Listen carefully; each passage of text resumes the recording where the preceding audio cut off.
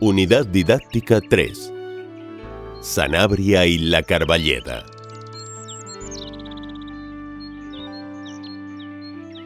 De la alta montaña a la penillanura.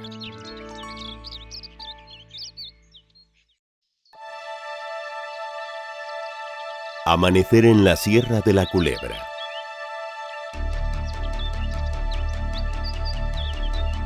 Densos bosques de robles. Eterna penillanura. Altiva montaña. Altiplano, generador de ríos. Aguas bravas que se despeñan buscando el llano. Aguas que se amansan en profundos senos. Aguas límpidas entre bosques galería. Agua y bajas temperaturas que tejen cortinas de hielo. Naturaleza en estado puro. El pueblo que se hace naturaleza. La naturaleza que se hace casa.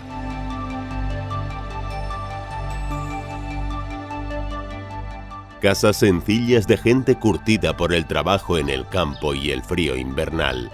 Casonas arrieras de trajines y ferias. Casonas blasonadas de hidalguías. Solo el rumor del viento. El golpeteo de la lluvia. El agua cantarina o el ronco ímpetu del río rompen tu callada belleza. En esta amplia comarca, situada en el extremo noroccidental de la provincia de Zamora, el relieve determina tres espacios naturales básicos: la alta montaña, la media montaña y la penillanura. El nudo que despliega el mantel montañoso de la comarca es Peñatrevinca, macizo granítico de la Sierra Segundera, con sus 2.127 metros. A partir de ella, por el norte, jugueteando con el límite leonés, el borde lo constituye el macizo de la Cabrera, erizado de pizarras y cuarcitas, que alcanza su punto más alto en el Vizcodillo o Peña Negra, a 2.122 metros. Peñatrevinca se prolonga hacia el suroeste, por la Sierra de la Calva, macizo que la separa de Orense. Por el sur, la comarca tiene como límites, primero de Portugal y después de Aliste, las sierras de Marabón, Tejera, Atalaya y la Culebra. Estas montañas se originaron en la orogenia hercínica para ser arrasadas posteriormente por la erosión durante la era secundaria. Será durante la era terciaria, debido a la orogenia alpina, cuando estas tierras rejuvenezcan, al mismo tiempo que los ríos vuelven a encajarse en el nuevo relieve profundizando los valles. Durante el Cuaternario, los fenómenos de glaciarismo van a actuar intensamente sobre esta zona, cubriéndola con una gran masa de hielo que, formando grandes lenguas glaciares, se derramaba por todos los valles que bajan desde el macizo, convirtiéndolos en profundos y anchos cañones. Esto explica que las cumbres estén arrasadas por la fuerte erosión y sean un altiplano de relieve en cuestas, alturas aborregadas con más de un centenar de lagunas y lagunejos, bloques erráticos y rocas que muestran en su superficie las cicatrices del hielo que las limó.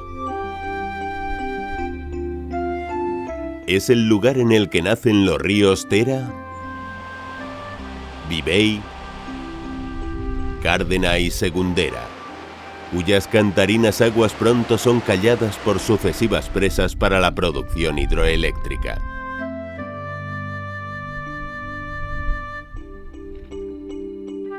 Aquí, en la Alta Sanabria, entre los 1.600 y los 2.000 metros de altura, dominan granitos y neises.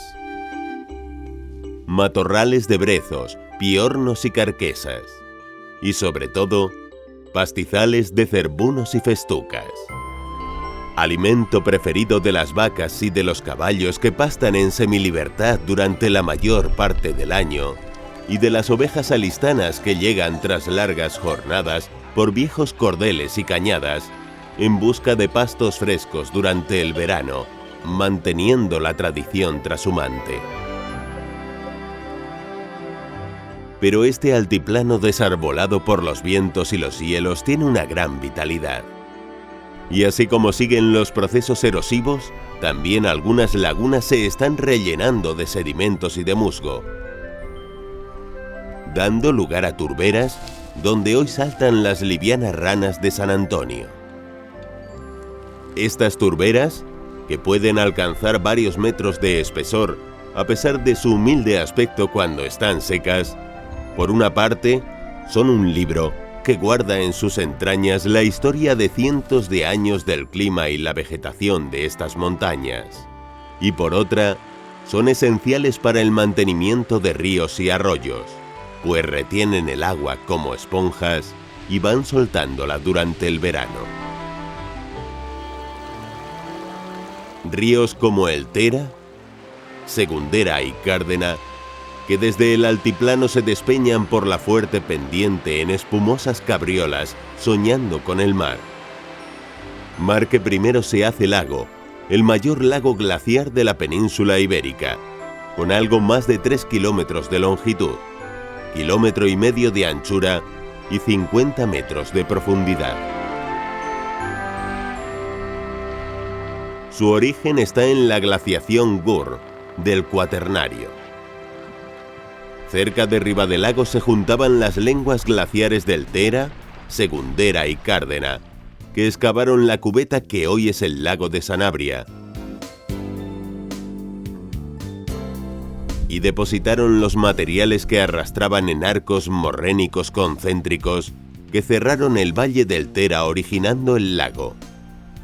Hoy el Tera, que ya ha recibido los aportes del Segundera y del Cárdena, es el que nutre y desagua el lago.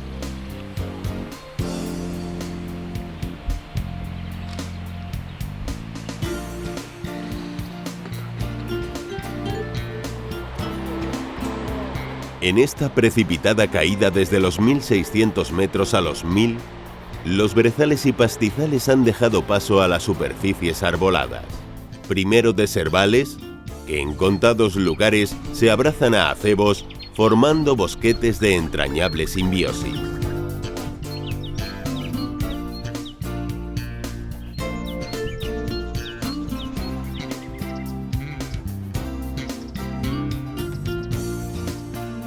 También han quedado algunos reductos del Tejo, cargados de años en el tejedelo y de noble presencia junto a algunas iglesias.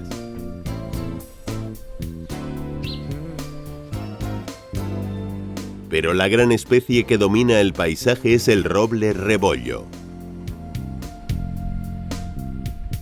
Él cubre laderas y zonas bajas de las montañas, en combinación en las zonas más húmedas con abedules y servales.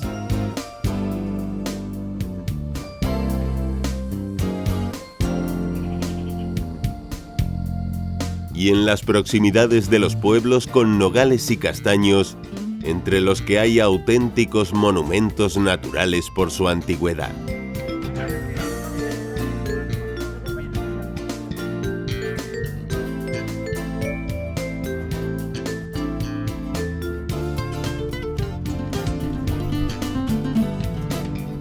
Estos robledales están abiertos por debajo, manteniendo un sotobosque de brezos, tojos, escobas y especialmente helechos.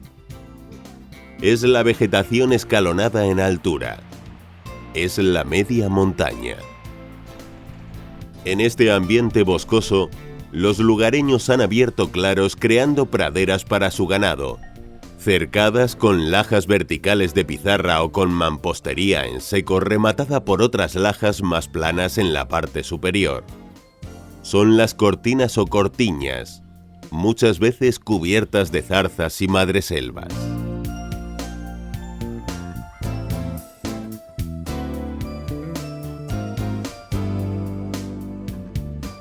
y para proteger a sus cabras y ovejas del ataque de los lobos idearon trampas, los cortiellos, cercados circulares de mampostería en seco, aprovechando un desnivel del terreno de tal manera que en su interior las paredes tengan más de 3 metros de altura, mientras que en un punto del exterior solo haya unos 30 centímetros para facilitarle la entrada al lobo mediante un salto. Dentro del cercado se ponía un cabrito, que con sus lastimosos balidos atraía al lobo, que saltaba por la parte baja y quedaba luego atrapado en el interior.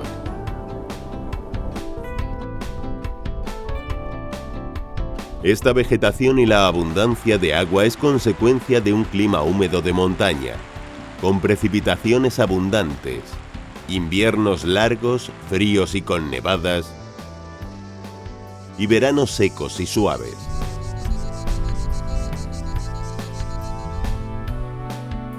Pero la climatología de la zona montañosa varía en función de la orografía, la altitud y la orientación, por lo que hay diversidad de contrastes climáticos y microclimas entre las distintas laderas, originando notables cambios de aspecto del paisaje entre zonas relativamente próximas.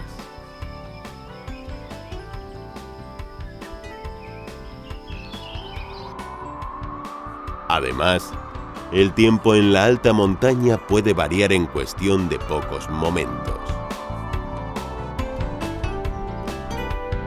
Esto se plasma en el emplazamiento de los pueblos, que suelen orientarse hacia el sur y el este, con el fin de aprovechar el mayor número de horas de sol y evitar humedades y fríos.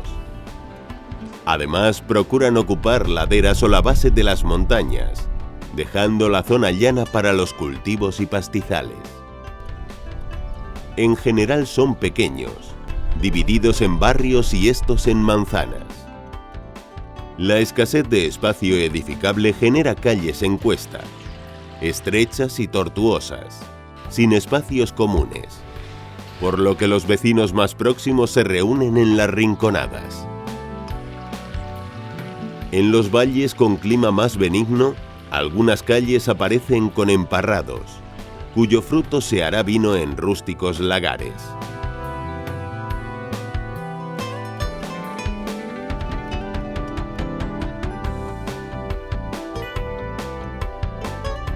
Incluso la capital de la comarca, Puebla de Sanabria, no es ajena a las calles en cuesta y estrechas. Aunque sus casas de 2 o 3 pisos, con balcones a la calle, y sus plazas ya nos indiquen un ambiente urbano. La riqueza de agua se manifiesta en la abundancia de fuentes, de grandes losas de granito, populares unas, fruto de modelos importados de la cercana Galicia otras.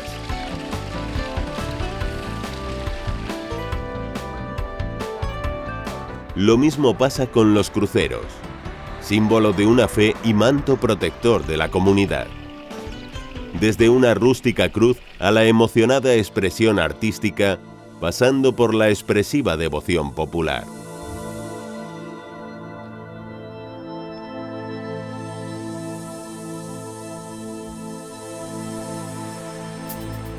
Y las casas sanabresas se adaptan a la topografía, con volumetrías irregulares y cimientos en la misma roca. A la vocación ganadera de sus habitantes, con amplios espacios para las cuadras y el cobijo del carro y los aperos. Al clima frío y húmedo, con pocos vanos hacia el exterior para evitar pérdidas de calor. Y al entorno, utilizando la piedra y la madera que éste le ofrece. Y así, aunque vemos casas rectangulares de una planta y alguna de 3 plantas, las más abundantes son las de alto y bajo, con escalera exterior y corredor o galería. Su construcción es a base de mampostería de cuarzo y pizarra, en seco o unida con argamasa, dejando el granito para enmarcar vanos y para las esquinas, que tienden a redondearse para evitar roces. Y de madera, principalmente de castaño para armazones y de roble, chopo, abedul o fresno, en combinación con el barro para corredores y tabiques interiores. En las casas nobiliarias, las fachadas suelen ser de sillares de granito, ostentando escudos o símbolos religiosos.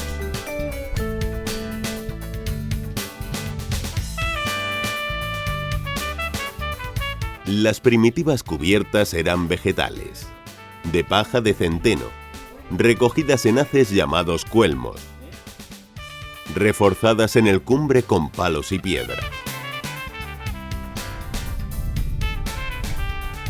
Cuando el cultivo del centeno se vio desplazado en parte por el de la patata y los hortícolas, la escasez de cereal propició la aparición de las losas de pizarra, que caracterizan la zona, aunque actualmente se estén sustituyendo por tejas.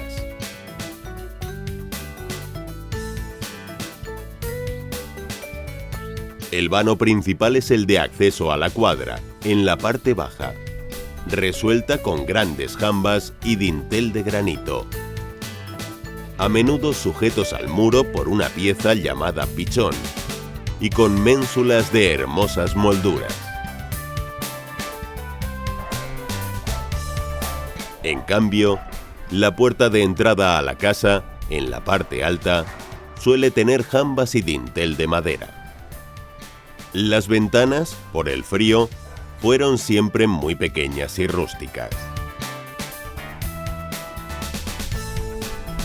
Más evolucionadas por el trabajo de la piedra son las bufardas, o respiraderos. Un paso adelante significó la aparición de ventanas, en general pequeñas, bien con marcos de madera, bien enmarcadas en granito y con 1 o 2 bloques en su parte inferior. Las escaleras de acceso, incluso en las casas de una planta, son siempre de piedra, aunque las de 2 tramos pueden tener el tramo alto de madera. Se sitúan paralelas o perpendiculares a la fachada en función de la calle. Dan acceso a un corredor que puede aparecer abierto, con balaustres o con tablas, semicerrado en un lado con tablas o con varas revocadas de barro para evitar el viento y la lluvia, o cerrado y con vanos.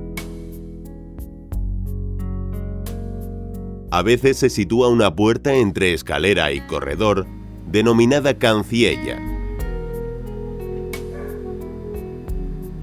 En el primer tercio del siglo XX, por influjo gallego, el corredor evolucionó a galería acristalada, que ha dejado hermosos ejemplos del trabajo de ebanistas y carpinteros.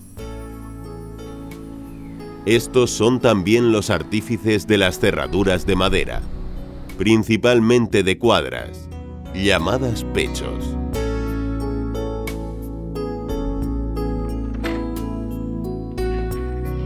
Pero la arquitectura popular no busca solo funcionalidad, sino también crear belleza y singularizar su vivienda de las demás. Para ello, unas veces les proporciona colorido: verdes, azules, blancos, rojizos, marrones. En otras ocasiones, las dota del cuidado tallado de la piedra. Los hidalgos cuelgan sus barrocos blasones.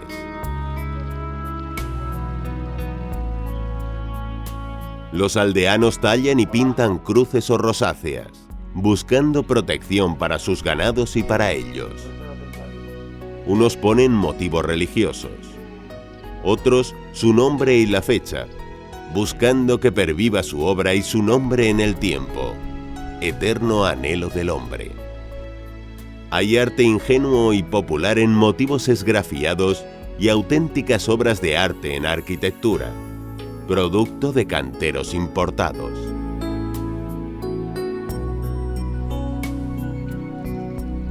A medida que avanzamos hacia el este y entramos en la penillanura de la Carballeda, se aprecia un cambio en los pueblos y en las casas, que es consecuencia del medio geográfico y económico.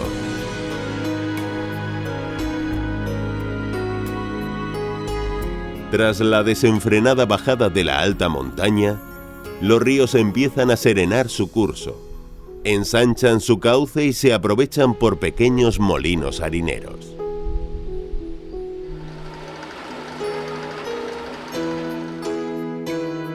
Harina que se va a convertir en pan en los hornos comunitarios.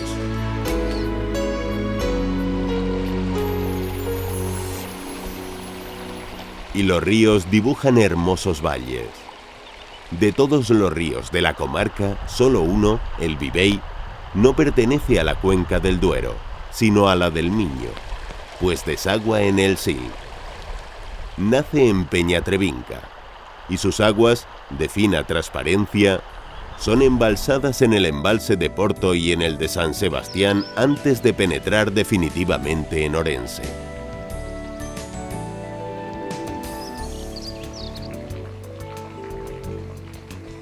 Otros ríos, como el Calabor o el Tuela, buscan el Duero a través de Portugal.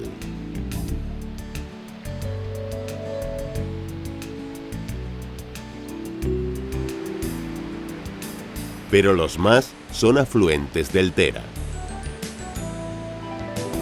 Forcadura, Trefacio y Castro. Antes de que el río Sanabré se haga mar en el embalse de Cernadilla y Casi, sin espacio para volver a respirar libre, sus aguas vuelven a ser represadas por el embalse de Valparaíso, donde recibe al río Negro, y por el embalse de Nuestra Señora de la Gabanzal.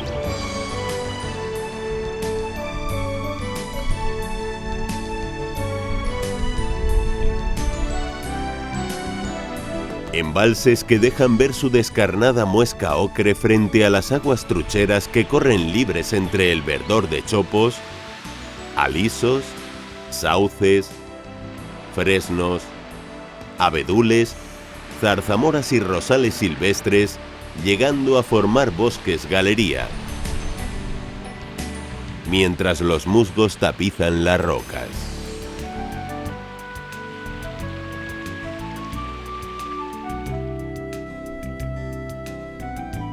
Geológicamente, la penillanura de la Carballeda está dominada por los neises de Ollo de Sapo, con tierras pardas sobre pizarras, en las que prospera el roble carballo que da nombre a la comarca.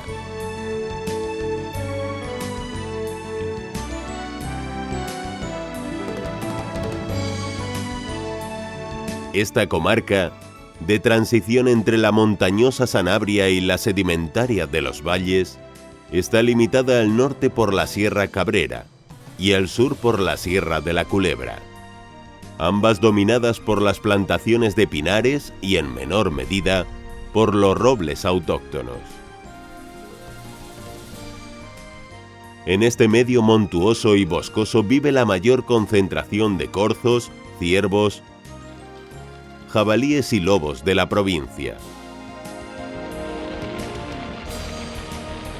Los incendios sufridos por los pinares y el abandono del laboreo de fincas ha propiciado la invasión del sotobosque de urces, escobas y zarzas.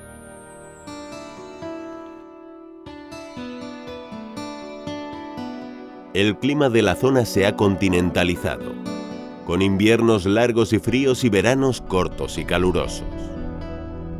Este clima y el paisaje llano o ligeramente ondulado han propiciado un cambio en la actividad económica con una mayor presencia de la agricultura. Son abundantes las extensiones dedicadas al cultivo de cereales de trigo y centeno, que alternan con los prados, cercados por cortinas de piedra y con huertos, donde además de los habituales cultivos hortícolas, hay abundantes perales, manzanos, nogales, avellanos y castaños.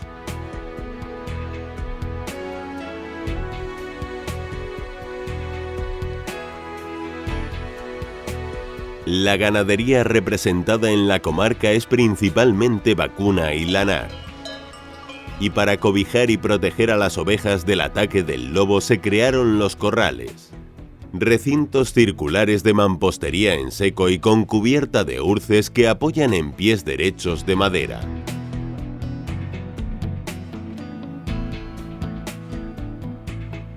El entorno de robledales y castaños produce en primavera y otoño setas.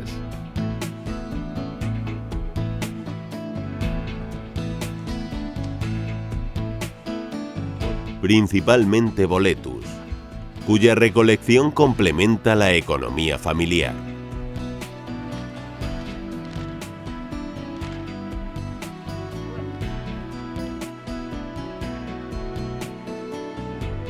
Los pueblos aquí se asientan ya en terreno llano o en la base de las montañas, mostrando un poblamiento concentrado, aunque siguen dividiéndose en barrios. Y las casas muestran esa transición entre Sanabria y los valles. En general, dominan las casas de mampostería de piedra, unida por argamasa de barro, excepto en vanos, donde hay grandes dinteles y jambas, y en las esquinas donde se colocan sillares a soga y a tizón.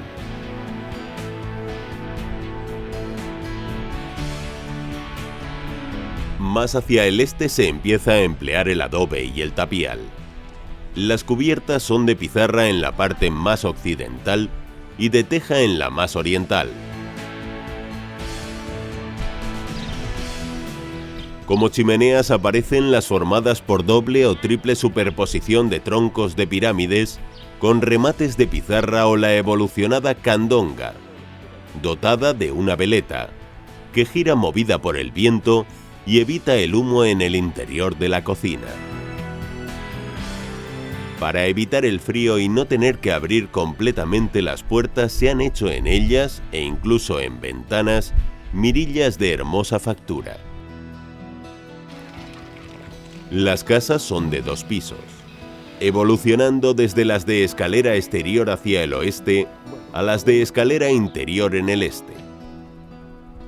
Arquitectura singular presentan 2 pueblos, Muelas de los Caballeros y Villar de Ciervos, donde su tradición arriera generó riqueza, que se ha plasmado en una soberbia arquitectura de sillares y sillarejos de piedra, amplias portaladas y enormes balconadas.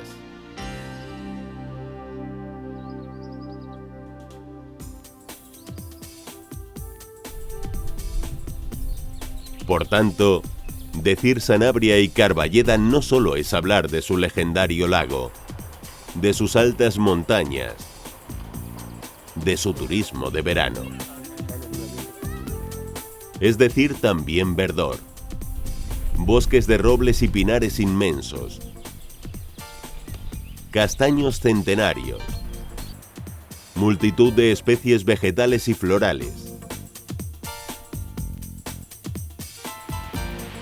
aguas limpias y truchas, horizontes inmensos,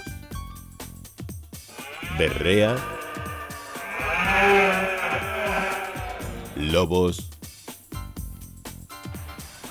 pequeñas aldeas con el encanto de lo intemporal, casas de piedra y balconadas, galerías y corredores de madera, prados bucólicos.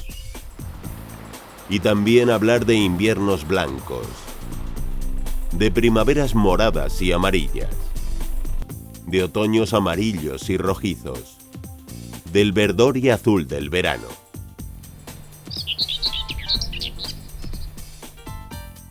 Y es que las distintas estaciones modifican el paisaje manteniendo su belleza.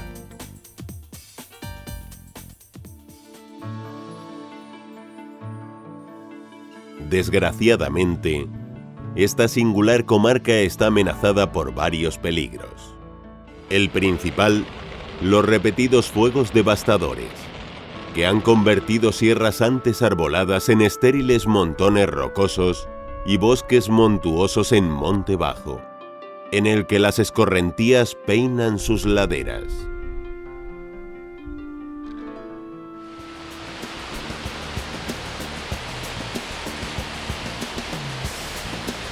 Nuestros antepasados han permitido que veamos y disfrutemos de estos ríos, montañas, flora y fauna.